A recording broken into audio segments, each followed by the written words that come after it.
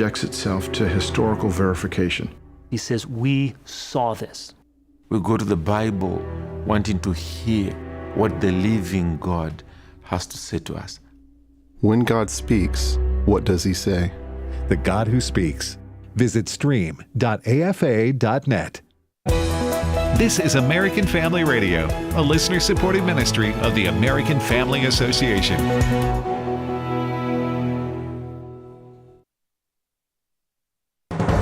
American Family News, I'm Rusty Pugh. Hurricane Melissa is now a Category 5 storm, packing winds of 140 miles an hour and bearing down on the northern Caribbean. National Hurricane Center Deputy Director Jamie Rome says the storm is moving slowly and is expected to hit Jamaica for a full 24 hours starting Tuesday. The core of a powerful hurricane is going to move over Jamaica on a Tuesday. And not only that, the slow motion is going to mean those hurricane conditions, potentially major hurricane conditions, are going to sit or occur over the island for in excess of 24 hours. That is a long duration event where you're going to have to be in a shelter in your home for up to 2 to 3 days, possibly longer. The government shutdown moves into day 27 as a funding bill has still not been passed through Congress. South Carolina Republican Senator Lindsey Graham discussing what will reopen the government. I'm hoping that a group of Democrats will see that the best way to get a solution on health care is not to shut down the government, is to talk with Republicans with the government open. We're not going to do a deal on health care being held hostage by a government shutdown. Socialist New York City mayoral candidate Zohran Mamdani is rallying his supporters to vote early, with Election Day over a week away. Speaking at Forest Hill Stadium in Queens Sunday night, Vermont Independent Senator Bernie Sanders says Mamdani is the candidate for socialism. New York must have a mayor who represents the working families of this city, not the billionaire class. But Mamdani's opponent, former New York Governor Andrew Cuomo, says this is an attempted socialist takeover. Well, look, what you're seeing with the Democratic Party right now is a quiet civil war. You have an extreme radical left wing. They are socialists, and the socialists want to take over the Democratic Party. The Trump administration is about to make it easier for an American to afford a new car. Jeff Manasso tells us why. President Trump signed a law in July to boost auto affordability and sales with new car loan interest deductions that allow us to claim up to $10,000 in interest on new 2025 through 28 vehicles assembled in the U.S. The IRS says borrowers will need to file a new Schedule 1A for consolidation on 1040 forms, beginning with 2025 federal income tax returns to claim the deduction. There are some requirements that vehicles must be purchased and not leased, and for personal use. The deduction also phases out for higher incomes. For now, China is not buying U.S. soybeans. Robert Thornton has more. Reuters reports China imported no U.S. soybeans in September. It is the first time since November of 2018 that shipments fell to zero. China then looked to Brazil for its beans, as many farmers call them. In the past, China has bought about half of the U.S. exported beans, according to IPM News. Soybeans are a good source of protein and are used in foods and feed for animals and other items like biodiesel, plastics, and mattresses. Mississippi State Extension agricultural economist Steve Martin said prices are depressed due to large supplies domestically and globally. When the current administration started talking about tariffs, China's in the big one in the news because they're the biggest buyer of ag commodities, period. Of course, they're also a big trading partner. We get a lot of consumer products from China, and so we want to put tariffs on them, so they're retaliatory in that, if you're going to do this, we're going to do that. The beans that China is taking off out of Brazil and replacing our beans with, then that is beans that we can sell to some other country. Rob Baker is a farmer in the Mississippi Delta. Typically, in the Delta, all our beans go on a barge, and that barge goes down to the Gulf, and basically all of our soybeans go overseas. We do not ship many soybeans inland. So when you take Chinese demand down to zero, that has been very, very detrimental. I'm Robert Thornton. More news available online at afn.net and download the AFN mobile app for your Apple or Android device. I'm Rusty Pugh. As we watch world events unfold and fulfill Scripture, it's hard to believe anyone could doubt God and His Word are real, and yet there are so many who either question or completely refuse to believe it. The God Who Speaks is a 90-minute documentary that hits the doubt head-on with evidence that proves God is real and His Word is the ultimate authority. Watch it anytime and invite others to watch with you. Just visit stream.afa.net. That's stream.afa.net. Welcome to Today's Issues, offering a Christian response to the issues of the day. Here's your host, Tim Wildmon, President of the American Family Association.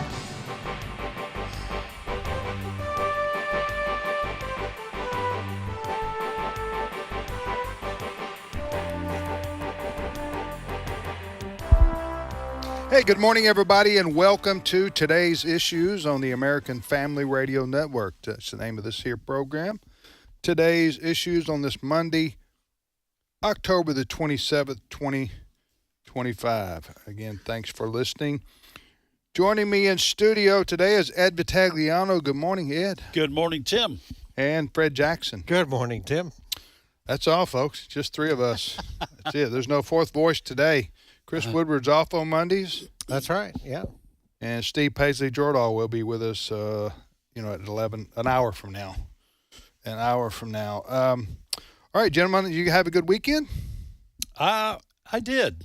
It was short, as all weekends seem to be at this stage of my life. But it was a good weekend. We got some rain, which will probably mean my grass will start to grow again. Have to cut it, and it just makes me. Life's hard, isn't it? Just makes me upset. Well, it doesn't take much. I'm glad when it dies in the summer. I'm going to tell you, it's not going to grow. It's over because it's only going to be in the 60s and 50s at night. You're okay. Okay, good. You can wait, and it can be shaggy. It can be shaggy till next spring if you want to do it that way. Shaggy. My wife Allison, she takes care of our lawn. Bless her heart. Yeah, and God bless her. Yeah. Because I got back, little back thing caused me not to be able to do. That's why you play golf. Football injury. Well, yeah. Golf makes it better. Yeah, it stretches it out. It stretches it out, sure. Makes it better. But she likes to.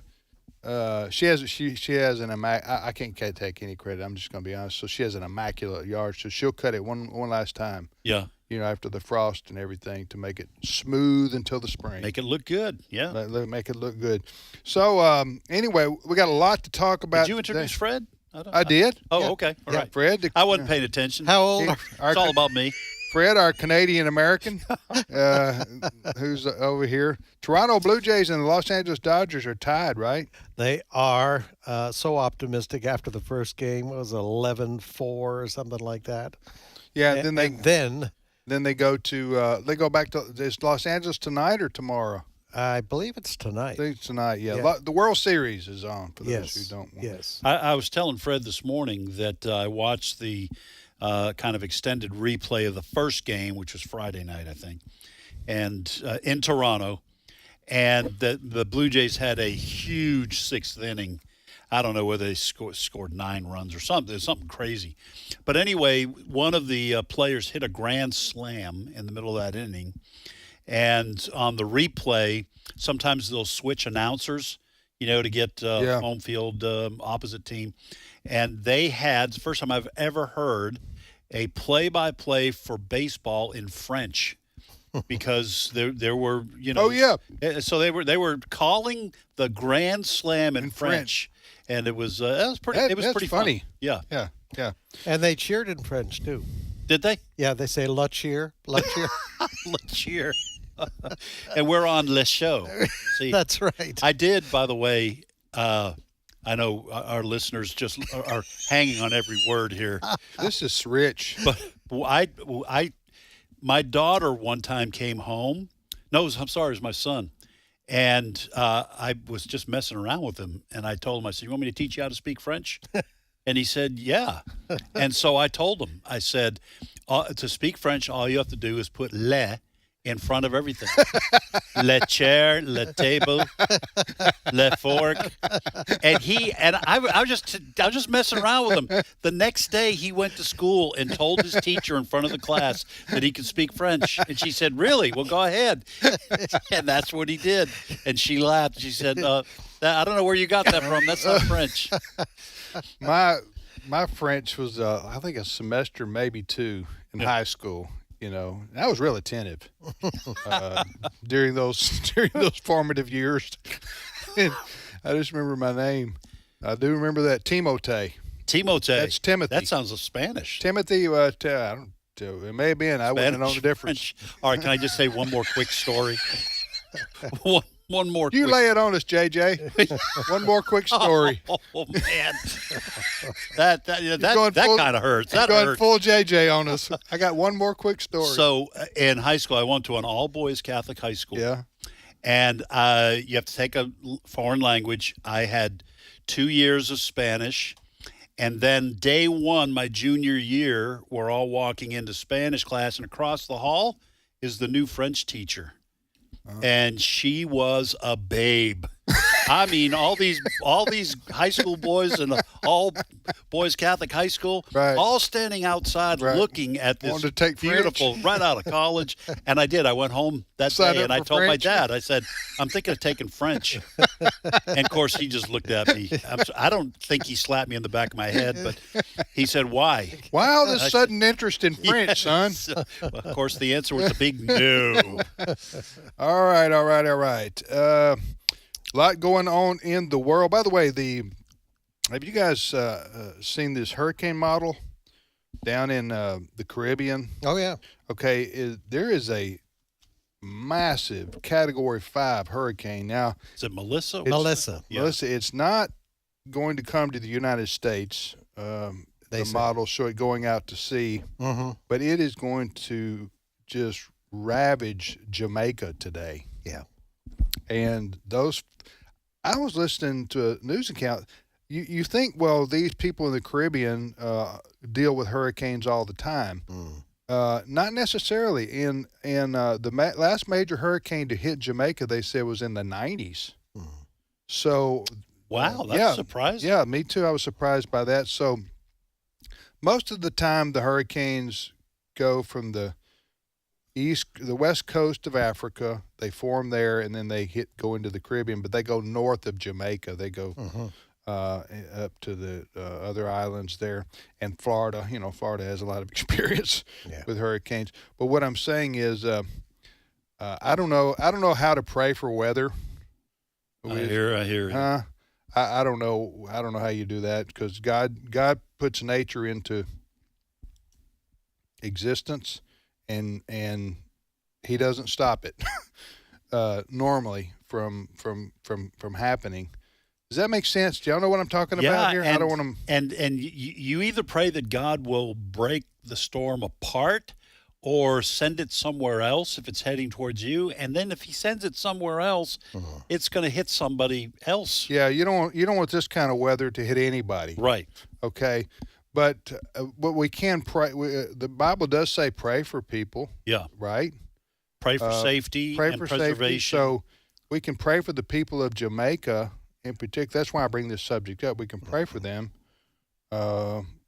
because they're about to go through a horrendous storm. They're talking 30 inches of rain in some places. Yeah. And 14-foot surges. Jamaica's mountainous, and they're talking about mudslides. I mean, it could be catastrophic. It will be catastrophic. And it's not like they're a developed nation already. A lot of poverty. They have a lot of poverty. They have a tourism industry. We all familiar with that. Everybody is familiar with the beautiful beaches of Jamaica. People vacation there and honeymoon there and everything like that. But they don't have a lot of industry. Right. Maybe some, I don't know. Well, their homes are very simple and aren't going to stand up to a lot of this weather. Right. So anyway, it was just devastating. I was going like, wow, if that's gonna hit Jamaica. Category 5 that's a beat down for the United States, for Florida, South Carolina, Louisiana, or anybody. But you're talking about putting that on a course that would hit a country as poor as Jamaica. That could it will be devastating. Are you looking at, and they're talking about Haiti and is it the Dominican? Isn't it the Dominican Republic attached to Haiti, right? Well, yeah, that's same island. That's so you have Jamaica. Then directly to the north is Cuba, which extends out. Okay, the Guantanamo Bay. They've sent all the Americans home. Okay. And then just to the southeast of Cuba, almost directly east of Jamaica, is the Dominican Republic and Haiti. And Haiti. Yep. And Haiti. Haiti's the poorest country in the Western Hemisphere, I think. So, anyway, that's gonna happen today, and then that's a Category 5. That's the most intense hurricane they measure. So anyway, all right, you're listening to Today's Issues on the American Family Radio Network. What's the next story, Fred? Well, on a more cheerful note, Russia says it's testing nuclear-powered missiles that will reach the shores of America. And to that, President Trump says, Canadian sarcasm. Oh, yeah? We have submarines off your coast, Vladimir, and we can cause damage, too. So that back and forth, President Trump asked about all of this on Air Force One in the last 24 hours. This is what he had to say, cut 6. They're not playing games with us. We're not playing games with them either. We test missiles all the time, and I don't think it's an appropriate thing for Putin to be saying either, by the way. You ought to get the war ended. A war that should have taken 1 week is now in its soon 4th year. That's what you ought to do instead of testing missiles. President Trump, by the way, is traveling in Asia. Yes. He was in Malaysia, and then... he danced in Malaysia. He danced in... Well, that sounds like a great movie. He danced in Jamaica with, I don't know, Tom Cruise. I don't know. Tom Cruise wouldn't do that, would he? I hope not. If it doesn't have some kind of Mission Impossible suspense to it, he wouldn't do dancing in Jamaica. Well, you're talking about Trump dancing with Tom okay, Cruise? so seriously, Fred, you got this because President Trump was... he was in Malaysia. Malaysia. He was greeted at the airport there by dancers. Uh-huh. And he kind of joined in. Yes. He did his little whatever Trump. It's the Trump dance. And they were... Did you see this? Yes. Yeah. Yeah. He's not a stuffed shirt, Trump. Right. I mean, this is a guy who's spent his whole life schmoozing with, rich and powerful people. He's not a old stuffed shirt, stick in the mud, whatever you want to say. So there's a dance going by. He's going to join in. Yeah. Boy, they were dancing his dance he created on the campaign trail. Yeah. We've all seen it. Oh, yeah. And let's admit it. We've all done it. Yeah. We've all done the Trump dance. Little John Travolta. Little John Travolta-esque, am I right? Now, let's put it this way. It's a dance you would expect from a guy his age. 79. Yeah. 79. All right, but he's in Malaysia. He was in Malaysia, and now he's going Japan. He's in Japan now. And announcement this morning that apparently Japan, who has a new prime minister, by the way, first woman prime minister of Japan, and apparently in preliminary talks, and this is extremely unusual. We import a lot of cars from Japan. Oh, we do, yeah. Yeah. We don't ship anything normally, automobile-wise, to Japan. Okay. But apparently the deal that's being worked out, Japan is going to buy a fleet of Ford F-150s. That the government is going to use for various things over there. So that's a big deal. And the other word that's coming out this morning, the Trump administration preliminary talks with China. Remember, we've had some rough waters in recent days with China, bantering back and forth. No tariff, tariff, no tariff, tariff, no tariff, tariff, no tariff. That's been our China policy. Keep them guessing. Yes. But apparently things are going well on that front. And I guess when Trump gets together with the Chinese leader Xi in just a few days, they're going to have a big announcement. Lindsey Graham, South Carolina Senator Lindsey Graham, was talking about all this morning. Cut number 5. Well, I'm pretty optimistic. Scott Bessent, we could not have a better representative than Scott. So what are we trying to do? We're trying to have a better trading relationship with China. Trump is really the first president In my lifetime, be honest with you, who stood up to China. They steal our intellectual property. They dump steel on the market below cost to drive us out of the steel business. So Trump is trying to level the playing field. He's got a lot of tariffs on Chinese products, but the goal is to come out with a trade deal where we'll have access to their markets, sell them soybeans. Half the soybeans in America are sold to China, but also to have a deal that we can live with where they do not cheat, to have a level playing field and lower tariffs as much as possible in a win-win situation. And the only reason we're having this meeting and the only reason we're optimistic about better days ahead with China is because Trump stood up to China. Thank you, Senator Lindsey Graham. Let me disagree. Okay, China's going to cheat, but to the credit of the Trump administration, they are working overtime to try to hold China's feet to the fire, and that's a good thing. They have been taking advantage of us for 25 years, and I'm glad President Trump is putting the squeeze on them. But I wouldn't, as I've said many times, I wouldn't trust China or Xi as far as I could throw them, because they have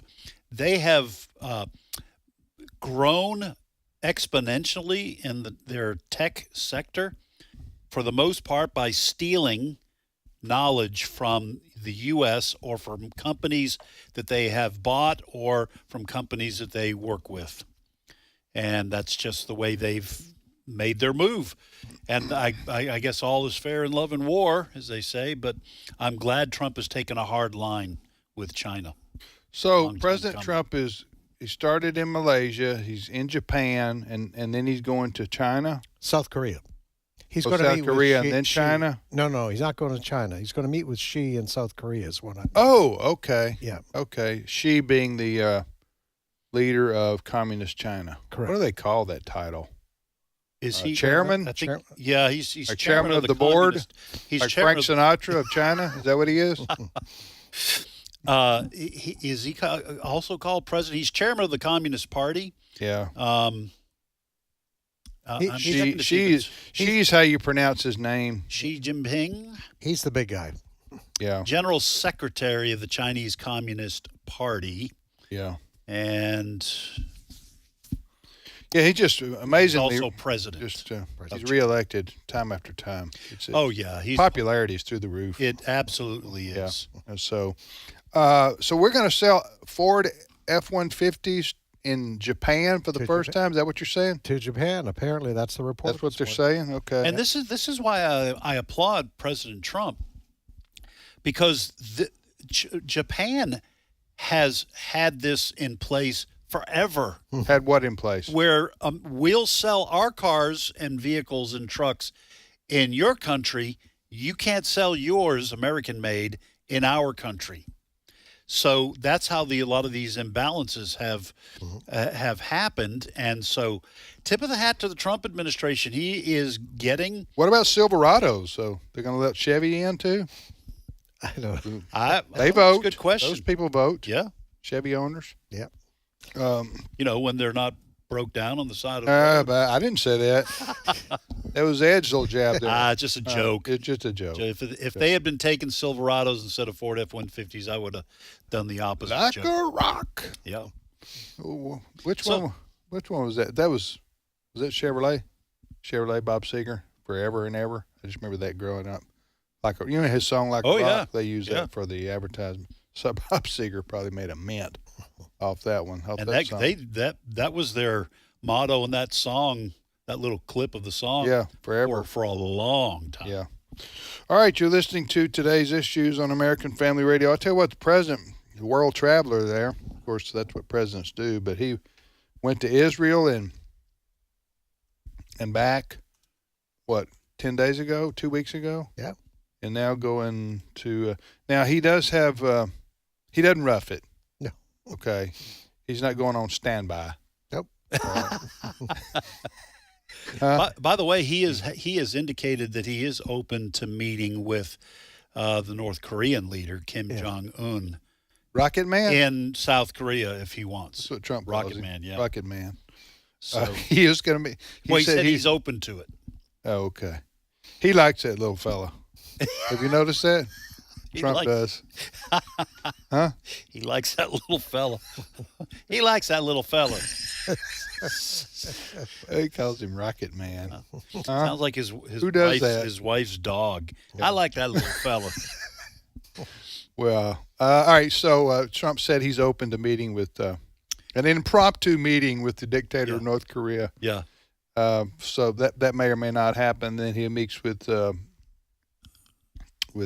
Xi, the communist Chinese leader in Seoul, South Korea. And then what, homeward bound? Then homeward bound after that to deal with some domestic problems. Okay, which leads us to another story. Red, what's the next story? You know the shutdown heads in this week. It'll be a month. Yeah. A month. That's federal government shutdown. It's not the longest, but we're getting close. We're getting close. 35 days, I think, is the longest one. Anyway, Fox this morning, Fox News had this story on the big news this morning with regards to the shutdown is that the food stamp program, which millions of Americans depend upon, well, the money's running out. Cut number 8.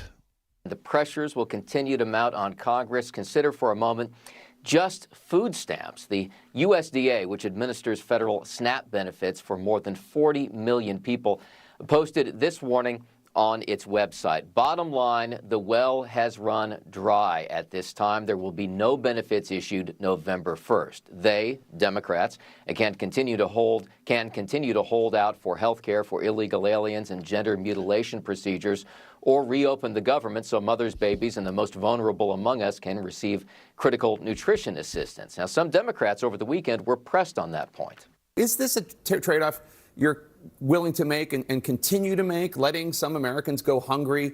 Well, let's be clear. We're shut down right now because Republicans are refusing to even talk to Democrats about a bipartisan budget bill. The Republican position, Mike Johnson's position, is that we simply have to vote for Donald Trump's budget and for what Donald Trump wants, and that's it. And Democrats are holding out for the extension of COVID-era price supports for Obamacare. Yeah, and a lot, the speculations be it, who are you going to blame? Who are Americans going to blame? Who are you going to call? Yeah, who are you going to call? And I looked up because I can never remember what this kind of acronym stands for, SNAP. Supplemental Nutrition Assistance Program. Formerly known as food stamps. Yes. But he got a rebranding. Yep. And so now I've been seeing, people's videos that they post on social media.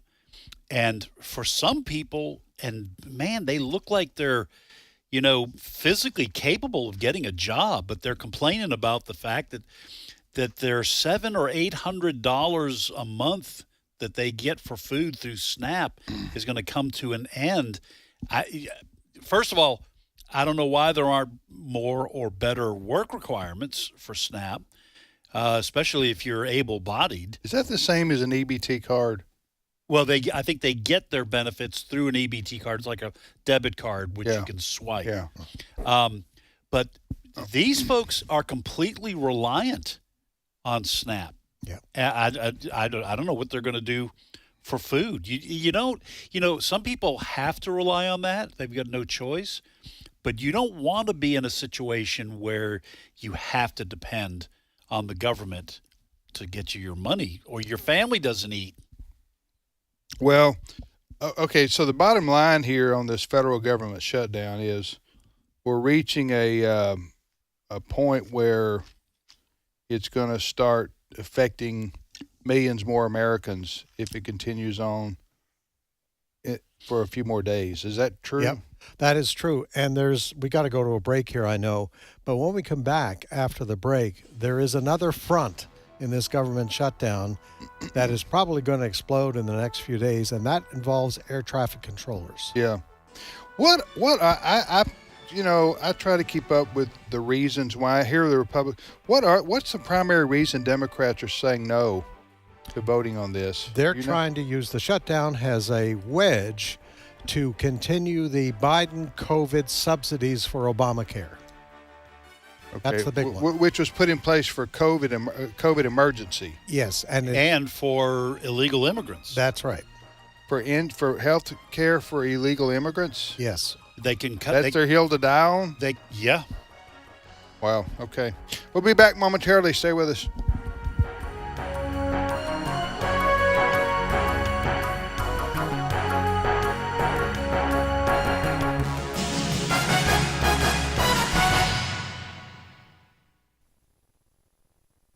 It's my turn. Here is your host for My Turn, Don Wildmon. Over in Workingham, England, there's a fellow by the name of John Baldwin. Mr. Baldwin was busy, it seems, doing nothing. He was so busy doing nothing that he got himself into trouble with the law. He was so busy doing nothing that he did not have time to pick up the mail that was piling up at his front door. Among the letters that Baldwin did not open were demands for tax payments. Baldwin was taken to court, freed on bail pending a tax probe, and allowed to return to his normal pursuits. When asked what he had accomplished in the 30 years he had devoted to restful research, Baldwin replied, "Nothing. That's what I set out to accomplish." Well, you know, there are a lot of folks in this old world who, although they don't go quite to the extreme that Mr. Baldwin does, seem to agree with him on this idea of doing nothing. Or if they do anything, it's for themselves only. And in a real sense, one could say that what Mr. Baldwin does, he does for himself only. It's a real shame that Mr. Baldwin and countless others who do nothing for anyone else and very little for themselves could not come under the influence of the master workman of the world. Their lives would all be a little different if he was allowed to motivate them instead of them attempting to motivate themselves. There is one thing that everyone can be thankful for, and that is that the Creator has not quit his job. Consider what the result would be if he should decide that he'd like to become busy doing nothing. You're talking about a mess? There would be a dilly. But he hasn't decided to quit, and he never will. The Galilean spoke to some who listened one day in the town of his trial, and he said, "My Father is working still, and I'm working." If we are hunting for something to be thankful for, there it is. It's a pity that Mr. Baldwin could not come under the influence of the great carpenter. The carpenter would give him some meaningful work to do and would make him happy doing something constructive in this world instead of doing nothing. Some people interested in the subject of doing the work of the Creator asked the carpenter one day, "What must we do to be doing the works of God?" And he answered them, "This is the work of God, that you believe in him whom he has sent." Witness the work of those who have believed in him all over the world. Just before the terrible death, this man of all men spoke, "I glorified you on earth, having accomplished the work which you gave me to do." The one who gave him work to do gives each of us a job also. And to be sure, it's not a job of doing nothing. It would be a wonderful world if we could say the same thing he said before our death also. If you have something to do, get busy.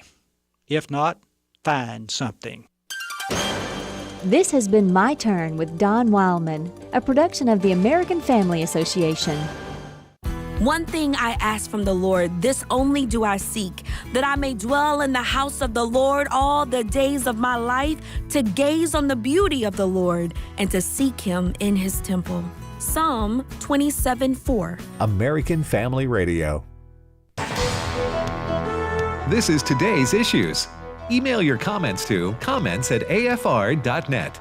Past broadcasts of today's issues are available for listening and viewing in the archive at afr.net. Now, back to more of today's issues. Hey, welcome back, everybody, to today's issues on the American Family Radio Network. That's the name of this show. Thank you for listening to AFR. By the way, any day now, I got to check and see. We're going to be going on the air with our new radio station in Des Moines, Iowa. Yes. We were pumped about that. Is that today or tomorrow? I think we'll be flipping the switch. We bought a radio station in Des Moines. We've already got really good coverage for AFR all over Iowa, but we're not in the capital city. Yeah. And so this will give us access to a lot of new listeners, hopefully, potentially, there in the Des Moines area. So when we find out when it goes on the air, we'll call on our Iowa listeners to let their family and friends know who live in Des Moines. Yeah, absolutely. Let them know. Send them a link. By the way, we live in a state where college football is pretty big. 89.3 in Des Moines, okay, and we'll mention that. And it is big. College football is, I think, the second most watched sport now in the country, I believe, I'm sure. Right behind most hockey. Popular. No, NFL, I think. But, yeah, hockey's on its way up. It's on its way. So I say this because some of us live in states where we have rival schools. Yeah. And in-state rivalries is huge in college football. Yeah. Now, if you're some of you live in states where it's just one dominant school, and your rivals live outside of your state, which is a good thing for the most part, I think, for people, for human existence. Yes. For example, Ohio State. Right. Everybody's a Buckeye in Ohio, right? Yeah. In Michigan, well, they're divided, Michigan State, but so you got schools like that, LSU. So Ohio State's rivals, Michigan. They live outside of the state for the most part. Yeah. Okay, they don't have to go to work together for the most part. So we do here in Mississippi because we have Mississippi State and Ole Miss. Right. So I'm leading devotion this morning for our staff, as I do each Monday, and I'm a Mississippi State fan. And, of course, we lost again in overtime again. In, frankly, stunning fashion. Yes. And rip your heart out and stomp on it fashion. Unless you're a Mississippi State fan, and then it's like, oh, this happened again? Right. Texas beat us. Yeah.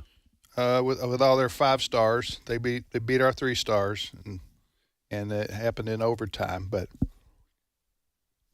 I'm just leading devotion this morning, and one of our staff members who's an Ole Miss fan, and they beat Oklahoma in Norman on Saturday, and we all know this happened. But he decided to bring up unsolicited an attack on the feelings of Mississippi State fans, knowing that we lost again in overtime. Well, you were asking for prayer requests. But yeah, and then he offered that up. But do you think it was appropriate for an Ole Miss fan who beat Oklahoma to? Listen, we're not going to mention names, but Drew Shoemaker should have known better. Don't mention his name. Oh, I'm not going to mention his name. Drew, absolutely not. Because Drew doesn't need that. You know what I'm saying? Yeah. So he said, you said ask for prayer requests. I asked for prayer requests. He said, I think we need to pray for Mississippi State fans. Yes, he did. After their terrible Yes, he had to bring it up. Yeah. Okay. I thought it was inappropriate. And I don't know. I don't know if I can say this for sure, but it seemed insincere to me. Did you notice that too? I'm saying it seemed a little bit insincere. To which I responded that we Mississippi State fans, we're really happy for you, Ole Miss people. We really are. We're glad you won. And also let it be known that Mississippi State fans, having lost 3 games in the last few seconds in the last month, are on suicide watch. It's been a rough month. Now, I will say this. As an outsider, I'm a Notre Dame fan. So I tried to and I do, honestly, and I mean this with all sincerity, I root for Mississippi State and Ole Miss. I want to see. You're a neutral party. You just live in the state. You want everybody here to be happy on Monday. Absolutely. Don't you? Yes, that's a good attitude, Ed. So, but one thing I have noticed, I've been married to my Mississippi wife for 44 years. Right. I've lived in Mississippi since 1985, so 40 years. One thing I've noticed is that the team of these two, Mississippi State and Ole Miss, that is doing well, better watch out when the rivalry game comes. They call it the Egg Bowl. Because I have seen this happen so many times where the big dog gets knocked off by the little dog, the underdog, and spoils their season. It's karma. So Mississippi State has a awesome season if they do that. Knock off Ole Miss? They knock off Ole Miss. Doesn't matter what's happened the rest of the year. Ole Miss is ranked number 5 or 6 now. Having a great season. In America. All right, you're listening. By the way, speaking of Ole Miss, Vice President J.D. Vance will be, is it tomorrow night? Wednesday. Wednesday will be on campus at the University of Mississippi. That is correct. And with Charlie Kirk's widow, Erica. That is correct. This was planned for Charlie Kirk's tour prior to, it's been in the works for a long time. Obviously, Charlie Kirk tragically was assassinated, as we all know. And but the event is going to go on, and they're going to have this at the Pavilion, which is the basketball arena at Ole Miss. So they're expecting 10,000 people, and it's been quote sold out, even though they're not selling tickets. But it's been for a couple weeks now. Yeah. So, but we're going to be covering the event, right? We are, and stay tuned. On Thursday, we'll be giving you, if you're not able to make it to the event, we'll have lots of coverage for it on Thursday for you. But we have press credentials. We have press credentials. Yeah. 3 of our reporters are going, and we're excited about that. Are you, Tim? Are you going to get a chance to go? No, I'm going to try to. What do you call it when you try to get around the general public? What do you call that? I'm not sure. No, I thought you were referring at work to you call it scalping. pulling rank. Anyway, I'm going to try to see if I can know a friend or two that can get me in the back door. Yeah. Will You you know what I'm saying? self-identify as an Ole Miss grad? Well, if it means getting in, I probably would. For a Well, night. because this is one of those deals where just about anybody can get a ticket, but then you got to stand in line to get in. That's what I'm saying. And then once I don't really want to do once that. it's filled with the little people, I want to go in the back door and smooth. and be up in a box somewhere. Be up in a box somewhere. Yeah. Oh, you should have some. You should have some pull. That's what I'm saying. What I tell you, check with Drew. Frank Turek, he knows. I don't know. I'm just teasing. I do want. I would like to go, but I don't know if it's going to be. I don't know if I'm going to be able to do it or not. Yeah. Ole Miss is only an hour from where we are here, Yeah. so I'd love to go, but I don't know. But I was just kind of stunned that it sold out to the general public so quick. I don't know. yeah. Maybe I shouldn't have been, but it went boom. It went like fast. And I'm just going to tell you, tickets. I've been through Oxford, where Ole Miss is, on game day. It is not fun trying to drive around there or find a parking spot on the Ole Miss campus. Right. Well, this will be won't be like a football Saturday, but it'll still be 10,000 plus people probably. Yeah. Trying to get into the arena to hear the Vice President of the United States and Erica Kirk. It is an inside arena, so I might. That's have what given the basketball impression- arenas typically are. I don't know if you've noticed. I was trying to say, well played. I deserve that one. I was not very exact. I didn't want to give the impression that it was going to be in the outdoor stadium. Right. No, it's not the football stadium. Yeah. That's why I said basketball. Yeah. All right. I think we should just leave it Yes. because otherwise I'm gonna You're root for Ole Yeah, Miss. you're How's that? going to give it back to me, aren't you, Ed? All right. You're listening to Today's Issues. Tim, Ed, and Fred. Fred, what's your next story? Well, as we mentioned just before the break, as part of the shutdown, if you're traveling by air, best to check with your airlines because the air traffic controllers in the midst of the shutdown are not getting paid. In other words, when they show up for work, they're doing it on a volunteer basis. How does that work? Do you even know how that works? I've never heard of that before. Well, in the past, when there have been shutdowns, they get paid afterwards. When the government opens up again, they get paid for showing up. You mean their back pay? Back pay. Back pay, yes. Yeah. Now, but we're getting into, as I mentioned, almost a month now. And these guys, they don't have a paycheck. Some of them are going out and trying to find work somewhere. But Transportation Secretary Sean Duffy says this is getting serious and more travelers are going to be affected if this drags on. Cut number 7. I've been out talking to our air traffic controllers, and you can see the stress. These are people that oftentimes live paycheck to paycheck. And so what I see coming forward as we get to Monday, tomorrow, Tuesday, and Wednesday, that you're going to see more staffing shortages in towers, which means you're going to see more delays, more cancellations, and then you see more Americans frustrated at Democrats, and they'll say, open up the government, enough is enough. And the report early this morning that already today, Monday, there have been about 300 flight cancellations or delays. And so, as Duffy is saying, this is only going to get worse. And politicians, you're going to hear more and more complaints. Do you think just to the side here, do you think the public is blaming one party or the other? Or I haven't seen any surveys on that or any polls on that. Is there? Do you guys? I saw one poll where the blame is going more towards the Democrats.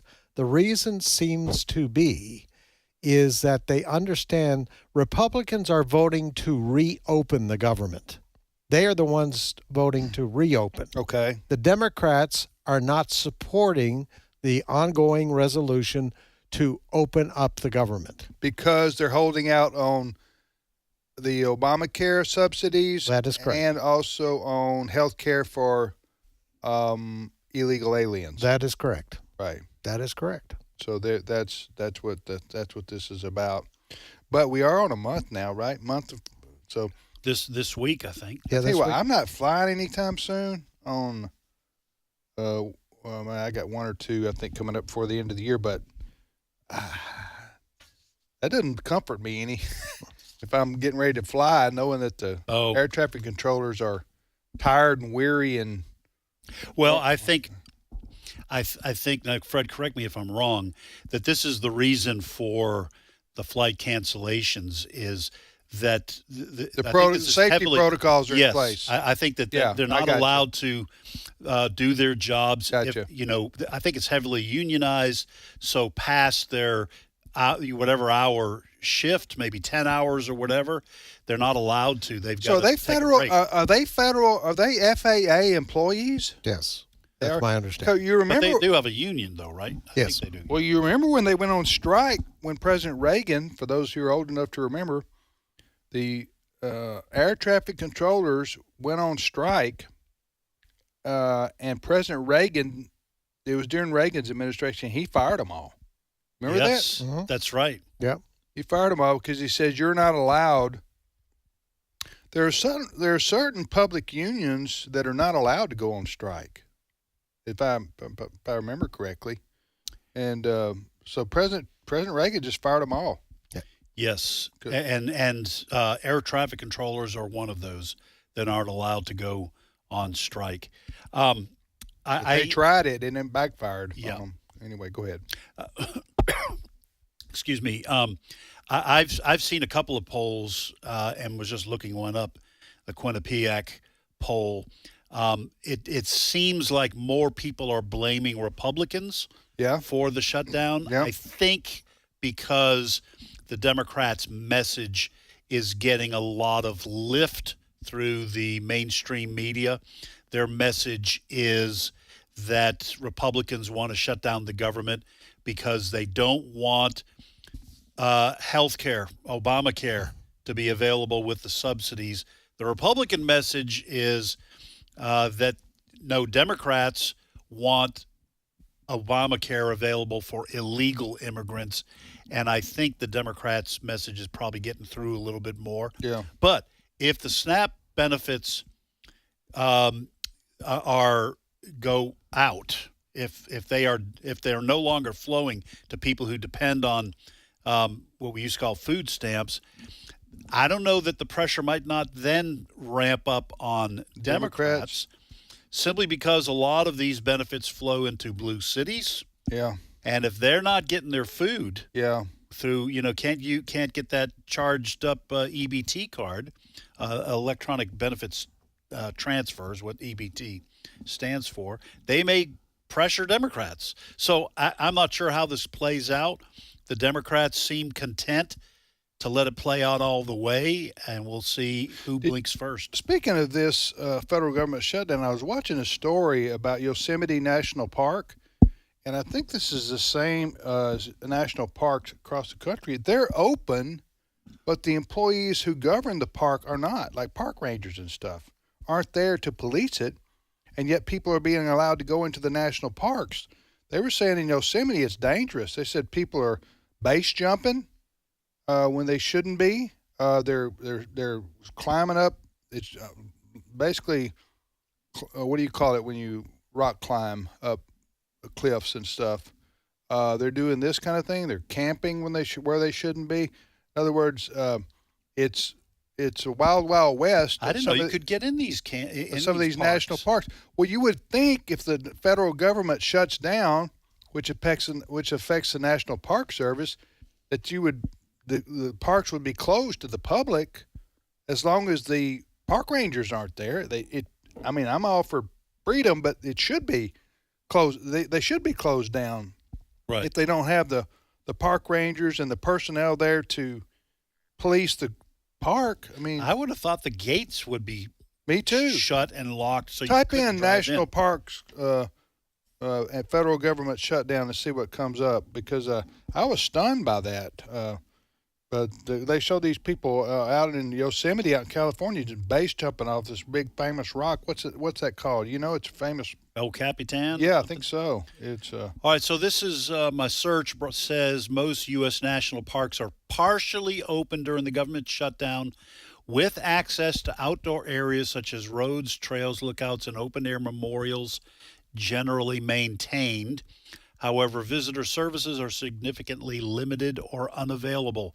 Visitor centers, indoor facilities, museums, and some restrooms are closed across many parks. Okay, well, that makes sense. So basically what they're saying is the buildings are closed, like they said, the museums or whatever are closed, but just to be able to drive through or picnic and that kind of thing, those are open. This also says no fees are being collected at some locations, and permits for backcountry camping and other services are not being issued. But that doesn't mean people aren't going in. I wonder if that's true of the Grand Canyon, too. Oof. You know what I'm saying? This says nearly 2/3 of National Park Service employees have been furloughed. So there is a third around. So it says only essential personnel remain to address health, safety, and resource protection concerns. Can you imagine, though, if you got a family trip planned right now to D.C.? I know. You got to be worried about are the flight's going to operate to get there. And then when you get to D.C., the museums are all shut down. Yeah, the Smithsonian. Yes. The Bible Museum would be open, and the outside parks like Lincoln and Jefferson Memorial, those things would be open. But you're right, the Smithsonian museums would be closed. Yeah. I have a friend going up to Dayton, Ohio. They were going to go to the Air Force Museum. Been told it's been shut down. Yeah. Well, it should. I would have thought this would have been resolved by now, and the federal government would be reopened. I'm gonna say this week. I'm gonna guess by Friday it'll be reopened. They'll work something out, because it just the old word unsustainable. I just don't think with the air traffic control situation and the SNAP benefits. program benefits stopping, the outcry is going to get and the pressure probably will build on both sides. But I don't know. I think Democrats have more time on their side. I do. Yeah, but on the other hand, if President Trump is in charge of the Republican Party, he doesn't seem to give a rip. Yeah. And he's untouched, unfazed. I'm talking about by the Democrats' threats on this. So now he may hear from his constituency, being the Republican House of Representative members, that we've got to compromise here somewhere because it's going to start hurting us, and he may listen to them. Right. I'm not saying President Trump is not sympathetic to the feelings of Americans. I don't want to suggest that. I'm just saying that when it comes to fighting against the Democrats, he's not moved by their arguments. Yeah. Does that make sense? Mm-hmm. Speaking of which, the Democrat Party has more than their fair share of what I would call wackadoodles. Okay. Now, every once in a while you'll get a Republican wackadoodle. This is from my perspective as a conservative. Your opinion only. I understand that a liberal may differ from where I see things, but I just think if you were to have a wackadoodle convention, you would have a vast majority of them politically would be Democrats. That's my take on things. Yeah. Okay, now you might say, well, Tim, give us an example of what you're talking about. And I will go now to our news desk, and Fred Jackson, our news director, will bring forth a story which proves wackadoodleism is alive and well. Yes, Fred? We're going to hear from some. Okay. The type of people of whom you speak. Yes, okay. All right, because a week from tomorrow is Election Day. All right. And there's governor's races in New Jersey and Virginia. But I guess the one getting most of the attention is the mayoralty race in New York City. New York City? New York City. I said that one. You said that one. Very good. Fred? Yeah. Canadian? Do that southern accent I've been again. here 28 years now. I've got this down. Anyway, Zoran Mamdani. Zoran Mamdani. The communist who is way out To in the front Batcave. in the polls. He had a rally last night, and he had some guests. All right. Amongst them was AOC, better known as Alexandria Ocasio-Cortez, and Bernie Sanders. Let's have a listen to what they had to say. Cut 10. Corrupt politicians and the billionaires that fund them. Let our words ring out so loud tonight that Andrew Cuomo can hear them in his $8,000 a month apartment. Let them ring so loud so that he can hear us even if he's in Westchester this evening. Let them ring so loud that his puppet master in the White House hears us.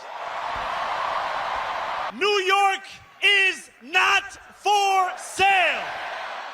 And we will send a loud message to President Donald Trump that his authoritarianism is no good here. This election is taking place when we have a corrupt campaign finance system which allows billionaires in both political parties to select the candidates they want and to buy elections. Who was the first fella?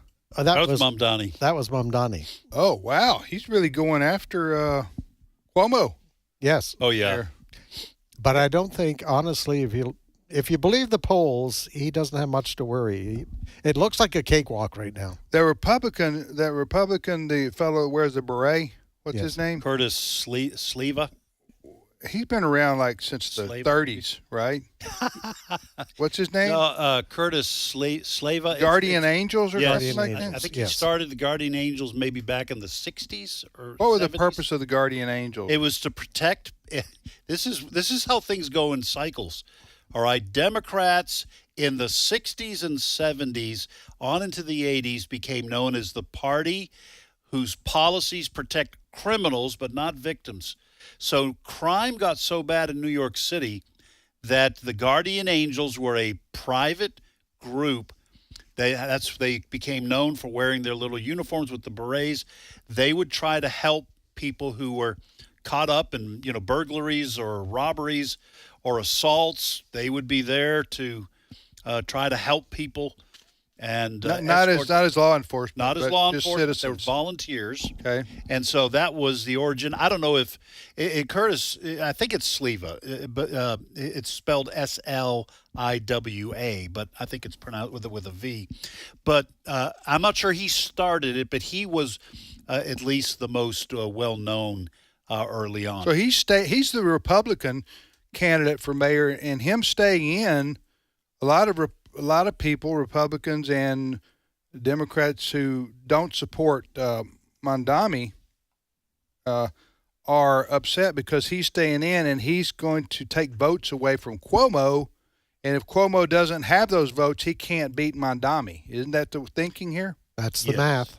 Yeah, who knows if he would otherwise? But that's the people are upset because this Silva won't get out of the race. He was the founder of the Guardian Angels in New York City in February of 1979. Yeah. I was talking about Eric Swalwell, too. He is the Democrat congressman from California, mm-hmm. where there are a lot of wackadoodles. But do we have 10 seconds? No, we don't have any time. See, the music's here. So do we have his comments we can use after the break? It's the ones about wrecking the ballroom. I don't think so. And I'm not talking about a heavy metal song. I'm talking about. Okay, well, I'll either quote or we'll get the audio from that when we get back from the break. I see some people say the pronunciation is Sliwa. I saw Sleva. Talking about the Guardian Angels guy? Yeah. So I don't know. Sliwa or Sleva. I've seen him both ways. He's the beret. wears the beret. He is. You think I need to switch to a beret, maybe?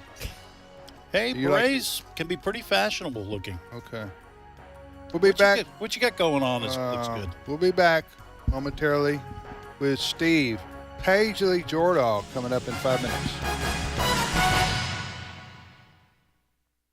The views and opinions expressed in this broadcast may not necessarily reflect those of the American Family Association or American Family Radio.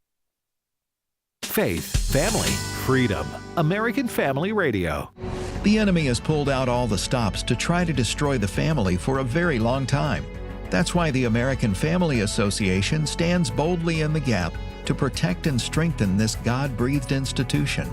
Visit AFA.net today and discover the resources available for you and your family. And if you would, please take a minute to show your support. That's AFA.net. This is American Family Radio, a listener-supported ministry of the American Family Association.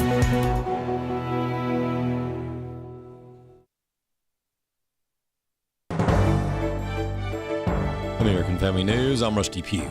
The government shutdown continues as lawmakers have yet to pass a funding bill. House Speaker Mike Johnson speaking with reporters today, pointing blame at Democrats for the shutdown. Day 27 means it's almost been a full month since the Democrats shut down the government. And as we near the end of this month, the pain being felt by so many hardworking people around this country is very real, and it gets worse with each passing day. Small Business Administrator Kelly Loeffler blaming Democrats for the shutdown, claiming small businesses were thriving before it began. Small business optimism was at 7-year highs. Wage growth was outpacing inflation for the first time in 4 years. GDP growth was 3.8%. Deregulation, energy dominance, and fair trade were finally back. Hurricane Melissa, now a Category 5 storm with 160-mile-per-hour winds, expected to bear down on Jamaica Tuesday. The roar of Hurricane Melissa already offshore. Airports and seaports shut down in Jamaica for what may be the strongest storm ever to slam the island Tuesday. A direct hit with 30 to 40 inches of rain. And the National Hurricane Center warning, do not go outside for the 24-hour slow-motion siege. That is a long-duration event where you're going to have to be in a shelter in your home for up to 2 to 3 days, possibly longer for communities that could be cut off by the catastrophic flooding. NHC Deputy Director Jamie Rome forecasting landslides and extensive power outages. Nearly 900 shelters open in Jamaica. The storm barrels across Cuba Tuesday night onto the southeast Bahamas Wednesday. Therese Crowley, Fox News. The race for Virginia's next governor is heating up as Election Day grows closer. Mark Meredith is in Fairfax with the latest. Virginia's Republican gubernatorial candidate, who's also the state's lieutenant governor, says she's being forced off of the campaign trail. That's because the Democratic-controlled legislature is now taking steps to redraw its congressional maps. It's kind of a surprise move. The candidate we're talking about is Winsome Earl Sears. She says she's going to spend much of this week at the state capitol down in Richmond instead of meeting with early voters, because early voting will wrap up here this week. Polls show her trailing the Democratic opponent, Abigail Spanberger, but Sears telling Fox that she believes this race is much closer than many think. The head of a pro-Israel ministry says the rise of New York City mayoral candidate Zoran Mamdani is part of a well-funded European-style Muslim takeover of the city and the country. It used to be that support for Israel was the entrance fee for anyone wanting to hold political office in New York City. As of Friday afternoon, the self-described anti-Zionist Zoran Mamdani has an 18-point lead over his closest challenger, Andrew Cuomo. Mike Evans of Friends of Zion says something has definitely changed in Gotham. The celebrations over Hamas after October 7th happened in New York City. They weren't protesting Hamas. They were celebrating Hamas, and they were protesting the Jews. New numbers from Patriot Polling might explain it. Among American-born New Yorkers, Cuomo leads Mamdani 40-31. Among foreign-born New Yorkers, he trails 24-62. If it wants a pro-Jewish mayor, New York City has done itself no favors by bringing in about a quarter of its immigrant population in the last 10 years. We're in the middle of an ideological war, and thank God for Donald Trump, because he's standing up to it. It's very serious, this ideological war. Demons don't clear customs. Evans says the battle for a European-style Muslim takeover in New York City and the rest of the country is well funded. The family family-owned corporations called countries in the Middle East are flushing tens of billions of dollars into this country to poison it. He says it's like the boiling frog syndrome. America is buying into it and doesn't even realize it. America needs a great awakening because we're already having a rude one. I'm Steve Jordahl. Stocks are climbing toward more records today. The S&P 500 rose 0.9%, the Dow was up 254 points, and the NASDAQ Composite was 1.5% higher.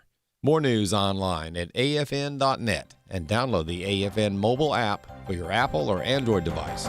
I'm Rusty Pugh.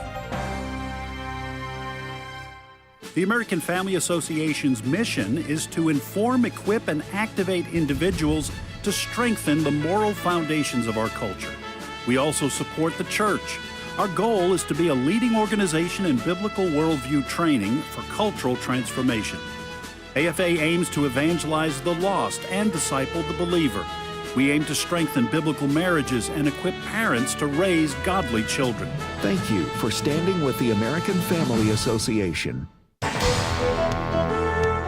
Today's Issues continues on AFR with your host, Tim Wildmon, President of the American Family Association.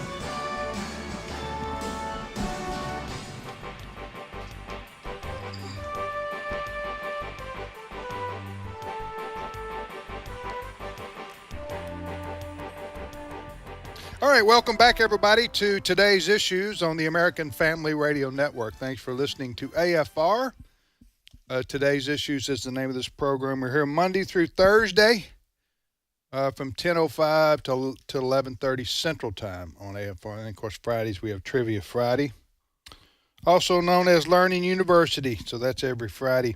Now joining us in studio, as is his custom, is Steve Paisley Jordahl. Good morning, Brother Steve. Bonjour, everybody. You were listening to the show, weren't you? I was. What you got for us? Got some French? I have that home run call. Now, This is game one of the World Series. I speak French. I don't understand a word of this. It's pretty fast, and there's a lot of background noise. Set it up for us, Steve. This is game one of the World Series. In Toronto. Los Angeles Dodgers are playing the Toronto Blue Jays. In Canada, French is one of the languages. Big languages. So everything in Canada you get in English and in French. Unless you're in Montreal, you might not get it in English. So they have a broadcast that is in French. Okay. And so these guys are going to make this was the game was at the time, I think the game was tied or close. And this home run put them up and kind of put the game out of reach. But listen to this call. Tombante qui va revenir vers le frappeur gaucher. La balle est frappée d'aplomb en direction du champ droit. À la piste et l'avertissement. Grand chelem. Allison Barger. That was French. Great. That was French for going, gone. And that was a grand slam in the middle of the sixth inning that catapulted the Blue Jays to the game one win. The Dodgers have tied it up, but that's just great. I don't care what language it is. Yeah, that is. You hear the crowd go wild, and I don't know. Sports is a great thing because I learned French in third grade. Yeah, I don't know like baseball lingo. We didn't do any baseball. We didn't do any football. Certainly no computer talk back when I was 9 and 10. They didn't have computers yet. So can you talk to someone who's fluent in French? Yeah, if you give me a day or two, I will pass for French in Paris. Really? Well, you sure will with that shirt you've got on. I can tell you that. It is nice. I like it. Parlez-vous français? There you go, Tim. Edward. Now you're just showing off. Yeah. Parlez-vous. Right. So, parlez-vous français, and then you got Polly want a cracker. Well, if I want to, in Paris, I would just talk like Chief Inspector Clouseau. Oh, that would go over well. They actually hate Clouseau. I imagine they do. It's not a very good representation. You have a license for your Minky? All right, I want to get to this Congressman Eric Swalwell story. Steve, if you heard the previous, we were talking about wackadoodles. Yeah. And the Democrat Party has A wide collection. More than their fair share. Yes, and this gentleman, Eric Swalwell, is a congressman from duly elected congressman from the state of California. But politically, I would put him in the wackadoodle category. You might remember Swalwell was the one that was kind of with the Chinese spy for a while, and had some so he's been on the radar for a while. But the battle over this the big beautiful ballroom that Trump is building, and I don't know what the name is going to be. He's kind of coy about that or doesn't know, but the battle over this ballroom continues, and Democrats are just incensed that anybody would touch the east wing of the White House. This thing, if you look at renderings of it, is going to be beautiful. Yeah. It's going to be huge, ornate. And as the White House is set up right now, when you have a lot of state dinner, there are literally tents outside, and VIPs have to use porta potties. Yeah. They've needed this for a while. So anyway, Eric Swalwell. There's not enough space for what's needed today. No. Every country you go to has a formal dining room. England, you have like 20 of them where you can fit like 100. This will sit about 1,000 people. And so they had to tear down the east wing of the White House in order to build this grand ballroom, which will host state dinners and things like that. It's going to be I've seen the renderings, as you say. It's going to be a beautiful addition to the White House complex. Well, Swalwell's having none of it, and he put out on X. This was not there's no audio of this, but he put out on X. Don't even think of seeking the Democrat nomination for president unless you pledge to take a wrecking ball to the Trump ballroom on day one in all caps. Take a wrecking ball to what would be the new ballroom? Yep. He wants to see wrecking ball. Can you imagine? I read this. I know what the story's about. but that's. I think you said in our story meeting this morning that's TDS, Trump derangement syndrome on steroids. Mm-hmm. I mean, the fact that now. I'm not going to defend this guy. I think he's serious. Oh no, Do you think so? I think he's serious. I think now the Washington Post, as we've mentioned. Are you going to deal with the Washington Post? Yeah, we can talk about that. Because that, to me, is the sane approach. I will say this, and again, I'm not defending Swalwell, but President Trump has said, I don't know whether he means this or he's trolling. You never really do know, that he's going to name it the Donald Trump Ballroom. We call it the Truman. Isn't the Truman Balcony? Isn't that what they call it? Yeah, they do name it after presidents. That seems to be part of what's setting off Swalwell and company. Well, it's interesting you say that because the Washington Post is revamping its editorial board. They're becoming a little more libertarian. They're coming back from the far left, and this is what they write. I think this is a good description of what you're talking about. In classic Trump fashion, the president is pursuing a reasonable idea in the most jarring manner possible. Yes. that does describe Trump. That's fair. That's pretty well written. TDS comes into play. It notes that privately many alumni of the Biden and Obama White House acknowledge the long overdue need for an event space like what Trump is creating. It's absurd that tents needed to be erected on the South Lawn for state dinners and VIPs are forced to use porta potties, according to the editorial board of the Washington Post. And the Washington Post, of course, has always been a liberal publication. It's a daily newspaper in Washington, D.C., but it's considered a national news source. It is. And so they are saying, to their credit, that President Trump it's a good idea for him to build this new ballroom, this new event center on the White House grounds. And the Democrats who are opposing it are just basically overreacting for political reasons. Like this Eric Swalwell, congressman from California, saying if you're going to even run for president as a Democrat, you need to commit to putting a wrecking ball to what would be the newly built ballroom, grand ballroom there. Are they really going to run on that kind of the Democrats? Some of these, we talked about loonies in the last segment. Some of them probably would. I have to think that serious candidates for president, and I would, include Gavin Newsom among those, maybe AOC, whoever's going to run on the Democratic side. I would think that they may give that lip service, but they are going to have to run on serious issues, right? If they're going to attract a serious vote, in their direction. Next story, Steve. All right. Can we continue with the wackadoodle? Wackadoodle story number 2. Coming your way. Wackadoodle stories We're never come back. boring. We're going to come back to the New York City mayoral election. Oh, good. And Mamdani has a lead, but what's his name again? Mamdani. Yeah, what's his first name? Zoran Mamdani. Zoran. Like a superhero. He has a black mask and doing the Z. Yeah, that's Zorro. So he is leading in the polls, as you say. The latest poll, AARP New York poll put out on October 20th. Mamdani maintains a double-digit lead, but it is tightening a little bit in a hypothetical race if Sliwa was to drop out. But Mamdani would still lead by about 4 points. So he's going to win. He's going to win. But listen to this. I found a poll from Patriot Polling. It found this is a couple weeks, maybe about a month old. But what this said is, at the time, the three-way race, Mamdani's leading 43 to Cuomo's 32 to Sliwa's 19%.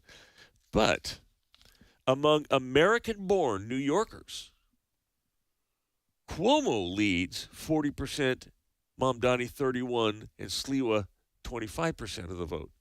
Among foreign-born New Yorkers, Mamdani leads 62 to 24. And what does that tell 12. You? It tells you that we've been importing people, and the assimilation is not happening. Well, New York City. By the way, this is New York City proper. This is not the greater New York City metropolitan area. The 5 boroughs. Yeah, this is the 5 boroughs. And, this is the Rudolph Giuliani won, 25 years ago or so? A couple it's times. Been a while, yeah. And then after that, they've had very liberal mayors. Get a list of the mayors. Dinkins, wasn't it his name? And Koch. Koch. Koch. K-O-C-H. Remember him? Ed Koch. Yeah. And then you had... So Giuliani was from 94, I don't know, it was this far back, to 2001. He was mayor of New York City. Well, and he cleaned up the city. Remember, he was the U.S. attorney there before he became the mayor. David Dinkins, and Giuliani did, and he cleaned up famously Times Square. Yeah. Remember, that was just covered over with prostitution and drugs. That's what he was known for. Rudolph Giuliani was... When he became mayor, he was a law and order guy because he came from the U.S. Attorney prosecutor's office, and he was voted in, and he won, I think, 2 elections. I think so, because he was 96 through 2001, and he was succeeded by Michael Bloomberg, who was also a Republican, but he was more to the left. They couldn't look for a guy like Thomas Willett. Who? Thomas Willett. He was the first mayor of New York City. I did not know that. He's dead, though, I think. Well, he was in office 1665 and 1666, took a break, and then came back for 67 and 68. So, he was known for where he put the beads that they traded Manhattan for. Well, one of the all-time great swindles. I don't even know what y'all are talking about. Manhattan was bought from the Indians for beads, like wampum or something. They gave him nice beads, like necklace beads and that kind of stuff. Who you mean the Indian tribe that was settled on Manhattan Island? You've never heard this? Maybe somewhere back in my French class I heard this. But tell me the story, Ed, of what happened here, and you and Steve can chime in. Just give us the 2-minute version, if you would, here. What are y'all talking about here?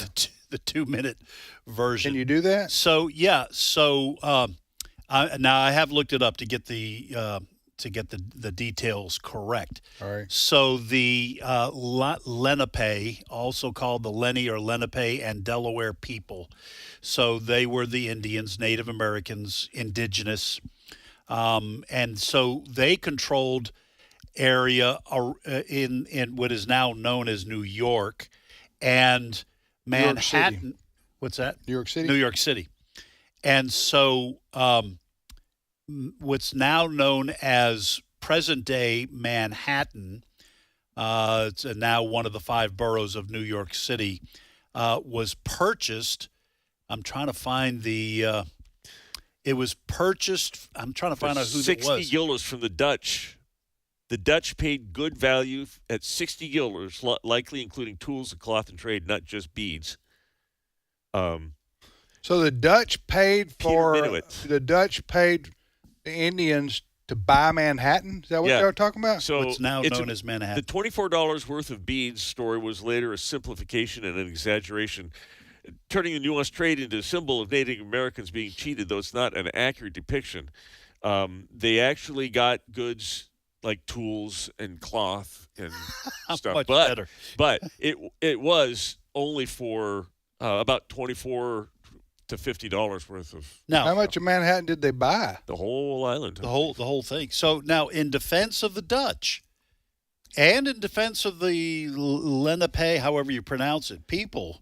Okay, what I've read in the past, I'm trying to find something more historical to bolster what I'm saying, but that it was there were some rivers there and marshes. There wasn't much there. It wasn't Fifth Avenue. It was It wasn't a Saks wasn't there yet. Wasn't a fantastic piece of property. So in defense of the deal, right, the art of the deal. The Indians didn't know that was going to be turned into. The Dutch probably didn't either. But you're saying the Dutch paid them with 20 big, beautiful beads. No. And some tools. The Indians there, they got the raw end of the deal. That's that's what the story is usually used to portray. And eventually, eventually the raw end of the art of the deal. They got the raw end. Raw end of the art of the deal. And Trump's ancestry is Dutch. You know that? I'm serious about that. Oh, maybe that's how it all started. Where all that money came from. That's how he got his name on hotels and buildings. His ancestors made it big selling wampum. What is that?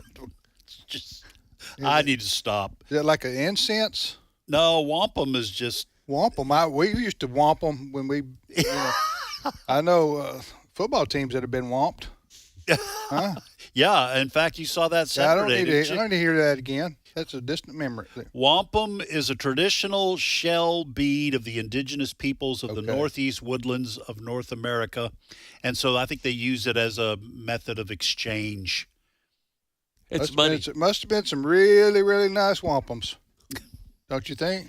It says the small cylindrical beads, this is from history.com, called wampum, came from purple and white whelk and clam shells. So the Indian chief who sent his negotiators to the table with the Dutch, and the negotiators come back with some beads, and he says, you gave them Manhattan Island for what?